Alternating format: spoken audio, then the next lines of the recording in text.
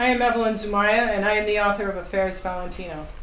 As with all of the sources for Affairs Valentino, the following excerpt is reference to first-hand sources and actual court transcripts which are on file with the California Court of Appeals Library.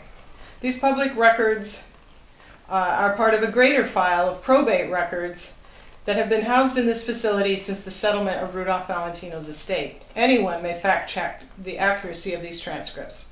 I have repeated them verbatim and used the precise words that were given as sworn testimony at the time. The second source for this excerpt would be the children of George Ullman and their father's memoir. As I obviously was not there at the time, I have relied upon the accounts of those who were, including George Ullman. This excerpt is from Chapter 11, Paragraph 4th. Begins on page 249.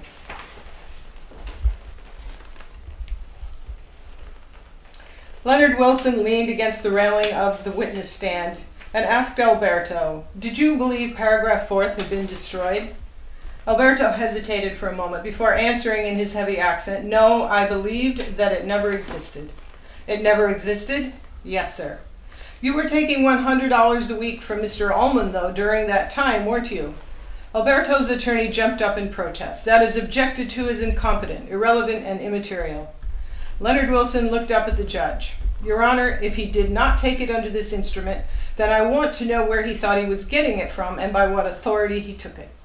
The judge dispensed his best look of judicial irritation and gave Wilson the nod to proceed. The attorney cleared his throat and returned to his line of questioning. "Go ahead. Do you understand the question?" "No." "Can you read it?" Leonard Wilson requested that the question be read once again for Alberto's benefit. The court stenographer took a moment to flip through the rolls of paper on her small desk before reading in a flat monotone. "You were taking $100 a week from Mr. Ullman, though, during that time, weren't you?"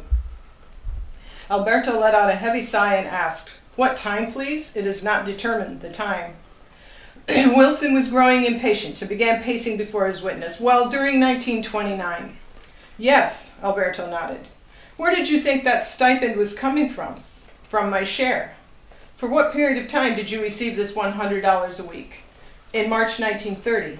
You mean to state now that you don't know by what authority Mr. Ullman gave you that $100 a week?" "Excuse me?" Alberto flashed a bewildered look towards his attorney. "Explain to me what means authority. I don't understand." Wilson paused to repeat the question. "Don't you know what authority means?" "No." "Will you change the question?" "I want to know what right Mr. Ullman had to give you $100 a week." "What means what right? Don't you understand what the word right means?" "I don't understand the question." Alberto shifted nervously in his seat. "Will you please explain it to me? It is not clear to me." "Why was Mr. Ullman giving you $100 a week if you know?" "If I know what?" Now visibly exasperated, Attorney Wilson folded his arms over his chest and turned to face his witness. "Do you know why Mr. Ullman was giving you $100 a week?" "He was giving me on my share, I told you before." "My share from what?" "From the estate." "Did you ever ask him for this money, this $100 a week?" "No." "Yes, I did ask him for $100 a week." "Did you name the amount?" "No, I named not the amount." "What did you ask for?" "I asked him to give me a certain amount." "Well, what did you ask him for? How much?" "How much he could give me." "Well, did you go in and say, 'I want a certain sum'?" "It was my attorney had arranged that." "How is that?" "It was my attorney had arranged that. I did not ask him myself." "Who was your attorney then?" "Well, at the time it was Mr. Mann." "Sir?" "Mr. William Mann. He has always been representing you in this matter?" "At that time, yes." "Did you ever register any complaint against George Ullman for giving you the $100 a week?" "No, I did not." "You took that, didn't you?" "Yes, I did." "That was satisfactory with you, wasn't it?" "What means satisfactory?" Attorney Leonard Wilson delivered a passionate closing statement in which he argued that paragraph 4th authorized George to continue in his role as head of Rudolph Valentino Productions after Rudy's death. But he clarified during George's tenure as executor, he acted upon the terms of the only document he had access to at the time, when he issued cash advances to Alberto Valentino, Maria Strada, and Teresa Warner. Wilson explained to the court precisely how George had accommodated the supposed heir's solicitations for these advances, and argued it would be ludicrous in light of the unexpected appearance of paragraph fourth to hold him personally responsible to refund the money to the very people who spent every dime of it. Wilson pleaded with the court to allow George to retain the total amount of the salary he drew as executor, and then detailed once more the finer points of the loans he made to Frank Manillo and the Pan American Bank. The attorney held up the thick ledger of the court-ordered audit's findings as evidence that expert accountant Harry Baskerville had not found a single error in George's books. In closing, the attorney stated that George Ullman was Rudolph Valentino's honest and loyal friend, who performed remarkably under difficult and highly unusual circumstances. As evidence of this fact, Wilson pointed to the value of the Valentino estate, which had plummeted from $300,000 to $130,000 in the 8 short months since George's removal as executor. With this, the judge called an end to the proceedings. It would be 1 year later, on August 18, 1932, when a final verdict was rendered. The judge threw the book at George, and he took it straight between the eyes. Although paragraph fourth was declared a valid portion of Rudy's will, the document had no influence upon the judge's decision. He issued his ruling by stating George was never granted the authority to run Rudolph Valentino Productions, and in his role as executor, he should have obtained the court's permission for every business transaction. The judge ordered George to personally reimburse the estate for all of the money he loaned to Frank Manillo, both the $40,000 for the tomato juice cannery in Merced, and another $9,100 advanced as cash.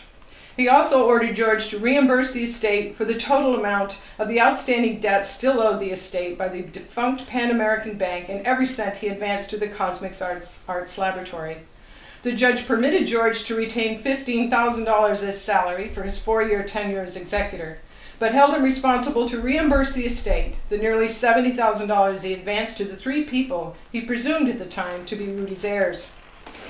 The entire judgment levied against George in August of 1932 was calculated at 7% interest retroactive to the date of transactions. The sum rang up at a mind-boggling $183,754. By today's monetary exchange, this would be a judgment of nearly $2 million. Utterly devastated by the court's decision, George granted not a single interview, accepted no telephone calls from the press, and flipped an off switch in his mind where the affairs of Rudolph Valentino were concerned. He was simply done in. Facing the specter of such a crippling judgment, George filed his immediate appeal of the court's decision and focused upon the success of his S. George Ullman agency. He tried to ignore the disturbing reports that his replacement as executor of Rudy's estate, A.P. Giannini, and his Bank of America were conducting closeout clearance sales of Rudy's belongings. Particularly painful for George was notice of Giannini's sale of the last of Rudy's antique armor, previously appraised at $20,000. The Bank of America sold the entire lot for less than $1,000. Powerless to do a thing about it, George sat by while all of his financial successes as the executor of Rudy's estate faded away. He was profoundly wounded by the dire turn of events, both emotionally and financially. With funds evaporating, he was forced to move his family once again, this time into another rented home on Cannon Drive. He could scarcely contemplate the repercussions to his household if the appeals court did not reverse this judgment. His wife Bee continued to be in fragile health as she battled a persistent case of tuberculosis, and this only compounded George's overly anxious state. By 1932, Bee spent a good deal of her time bedridden while she recovered from several subsequent surgeries. Her husband was sick with worry. The Ullman children were too young at the time to have the slightest inkling that an appeals court judgment loomed over their home like a swinging wrecking ball. But even at their tender ages, all 3 children were aware their father faced some stressful situation. On Sunday afternoons, when Dad retreated to his den, with his violin under his arm and a tall green glass of bourbon in his hand, Dan, Bobby, and Bunny Ullman all knew he was to be left strictly alone. I will reiterate that the sources for this excerpt were the actual court transcripts from the probate records and the interviews I conducted with George Ullman's children. Thank you.